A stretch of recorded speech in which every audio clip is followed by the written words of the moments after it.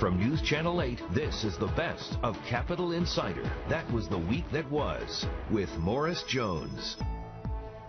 Hi, everyone, and thanks for joining us for this week in review of Capital Insider. I'm your host, Morris Jones.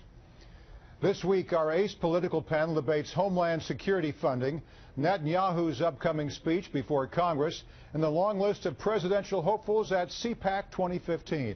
Plus, Putin's wingman, the leader of Moscow's biggest motorcycle club, talks about his close relationship with the Russian president. We have a compelling report.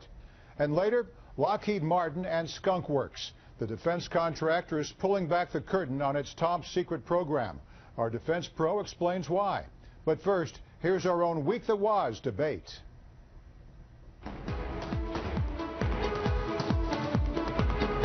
Joining me, Jack Burkman, Republican strategist and host of Behind the Curtain with Jack Burkman.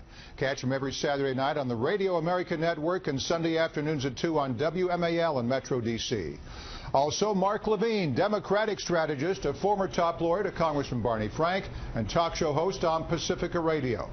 All right, this week, shocking news from the FBI about the threat of self-radicalization in this country.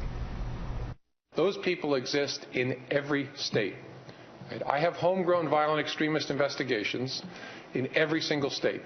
Until a few weeks ago, there was 49 states. Alaska had none, which I couldn't quite figure out. But Alaska has now joined the group. So we have investigations of people in various stages of radicalizing in all 50 states. Meanwhile, the House and Senate have been locked in a bitter battle over immigration reform measures that were tied to Homeland Security funding. I think that we must accept the fact that this is I don't know if it's crazy people, it's like an 8th grade civics class. I mean, what is going on in the House? We have the two leaders who haven't talked to each other in 2 weeks. This is not a very good situation, and we're not going to be part of their petty games. Senate Minority Leader Harry Reid throwing jabs at House Speaker John Boehner. Meanwhile, Boehner was dodging questions about a vote on a clean bill. Are you going to put it on the floor? Are you going to kill it? Are you going to let him vote on it? Have you even had this discussion? When we make decisions, I'll let you know. At Jeopardy were more than 200,000 people working without pay unless the House passed a clean funding bill for DHS.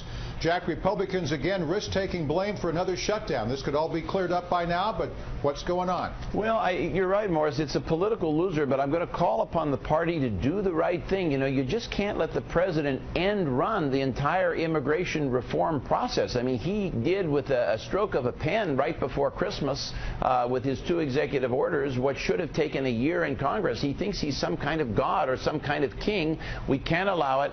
I think John Boehner's right in this instance. I think Ted Cruz is right in this instance. McConnell's wrong. I want to stand and fight. Shut down Homeland Security. Block his executive orders. Let's fight this battle. Let's find a way to win it politically.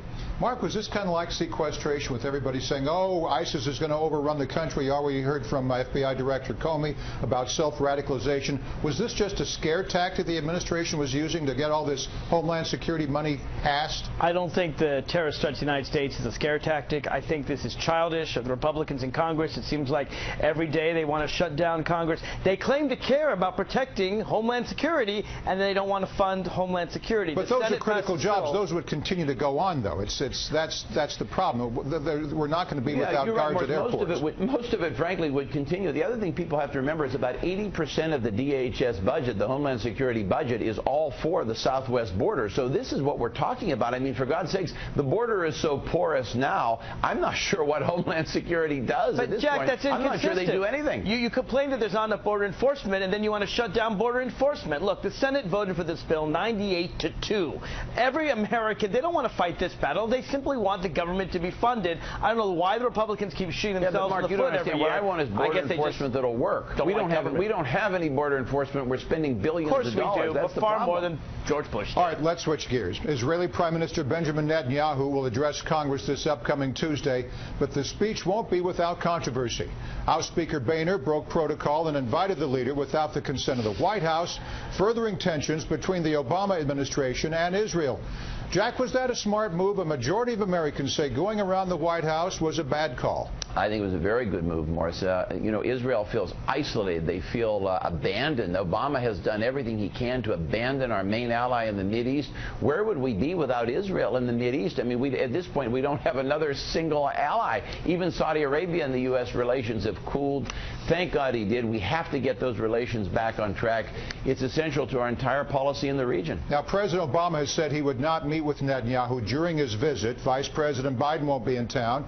Neither will Secretary of State John Kerry. Now there's a growing list of Democrats that won't attend Netanyahu's speech, even some Jewish lawmakers. Mark, what's your take on this boycott? Could it make Dems seem less supportive of U.S.-Israeli relations? I think this whole thing is silly and political and shows how Republicans care more about creating silly political issues than real issues. There was an easy way around this. You simply bring Netanyahu here after his election on March 17th and before the conclusion of the Iranian negotiations on March 31st. That would have helped everyone save face. Boehner didn't offer that to Netanyahu. It's a very important. I agree with Jack. It's very important. Hang on, let me just finish, Jack.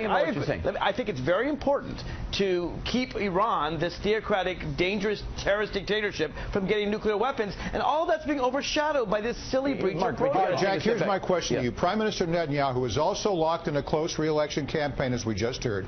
Is it possible that his appearance in the U.S. has more to do with politics than the actual threat from Iran? Oh, I mean, I'm a cynic, Morris. Yes, of course. Every appearance everywhere by any major leader has more to do with politics than anything else. Look at what Obama did at 2008 when he was effectively campaigning in Europe, trying to make himself look like a statesman.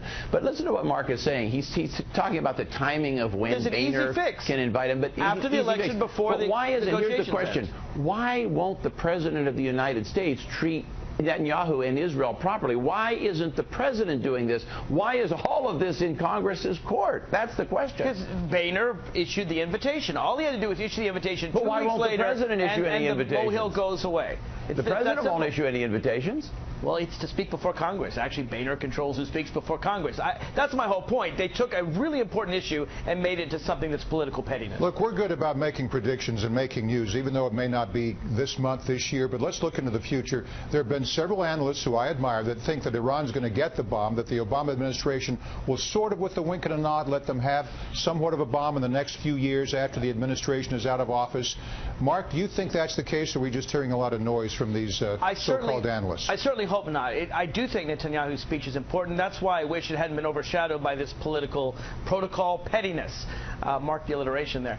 No, it is an important thing. I don't want Iran to get a nuclear weapon, and there's a very important discussion about how much sanctions we can do and how much they should be allowed to do. Again, the policy is getting trumped by the politics. Jack, any predictions whether Iran gets the bomb, whether it be now or 10 years from now? I think they're going to have it in some version of very soon. Very soon it's coming. I mean, between Obama and Angela Merkel and David Cameron, Obama's bought into this European view. Why not arm Iran? Somehow they think that'll make the region safer. It's absolutely ridiculous. What Obama has done is he's put the U.S. in such a weak position that there's no form of diplomacy, no form of sanctions that can stop this process. What could happen is you'll have a Republican president in 2016, and in 2017, the only option will be force. We're going to have to go in and do some bombing and hit the refineries. We're going to have to do what we can. Only bombing will stop Iran from acquiring a nuclear capacity. I remember when George Bush allowed North Korea to have a nuclear weapon while I worked in Congress. None of these crazy states should have a nuclear weapon. All right, let's talk about CPAC 2015. This week, the who's who of the Republican Party have gathered at National Harbor to discuss the state of the nation. Among the list of guest speakers is every potential 2016 presidential hopeful. Senator Ted Cruz, Dr. Ben Carson, and even Governor Scott Walker and Chris Christie, just to name a few. Walker seems to be getting the highest poll numbers. Jack, is Walker your pick? Walker is surging. I'm neutral on this, Morris. I'm going to stay out of this one. But I can tell you, Scott Walker is very appealing. I think he's the person at this point, other than Paul Ryan, who would have been #1. I would have endorsed Ryan had he run. But I think Scott Walker is the person who has the chance to be the Ronald Reagan. He has most of those characteristics to go out and become the next Reagan. He's surging. Jeb Bush is a guy who's already fading. The party rank and file don't like him. They see him as another Mitt Romney, frankly, without all Romney's attributes. Mark, as the Democratic consultant, if you're talking to the Democratic, whether it be Hillary Clinton or working for whomever the candidate's going to be on that side, who would you like to be running against as a Republican? I'd be fine running against Scott Walker. I mean, I'd be fine running against any of them. But Scott Walker, I would argue the reason he's surging is because he's really filling the CPAC with extremist red meat. He said just the other day that he would be as tough on the ISIS terrorists as he was against working-class people working in unions. I mean, he'd be as hard on the terrorists as he was on hard-working Americans. Well, that's right. Public unions. To me, that's really extreme. The Republicans are comparing you know the problem with that, Mark. To ISIS. People in public unions don't work hard. That's the problem with that. Well, knowing how the terrorists are, ISIS may now unionize. That's what we're going to see. I mean, also, the fact that Republicans conflate the two tells you exactly what's wrong with their party. Also making an appearance at CPAC, real estate mogul Donald Trump. He recently told the Washington Post that he's seriously considering a run in 2016 as well. Mark, all of his competition on the Republican side, but Democrats seem to be placing all of their eggs in the Hillary Clinton basket. Is that the best idea? First of all, Donald Trump, if he runs, should put it as a reality show because that's all he is. It's a joke. There might be more interest in that than the electorate in politics. He's amusing, no question about it. He's amusing, but he's not serious. But voter apathy, I'm serious. I think it is going to be Hillary Clinton, and I think it is going to be Jeb Bush. I made that prediction right here at this studio a month ago, and I stick to it. I have no prediction on the Republican side. I think Hillary will be the Democratic nominee almost surely in the absence of a liberal, and I don't see one. And frankly, the London line is for her to win. I mean, Romney had 206 electoral votes. We've got to add 64 to that. It's going to be very hard, even with a very popular candidate. Interesting discussion. Jack Burkman, Republican strategist. Mark Levine, Democratic strategist. The best political panel on TV. Thanks to you both. Thank you, Morris. Jack. We turn from politics to Putin. Straight ahead on Capital Insiders. That was the week that was. The Russian leader is getting unwavering support from an unlikely source. We have a compelling report that you've got to see next.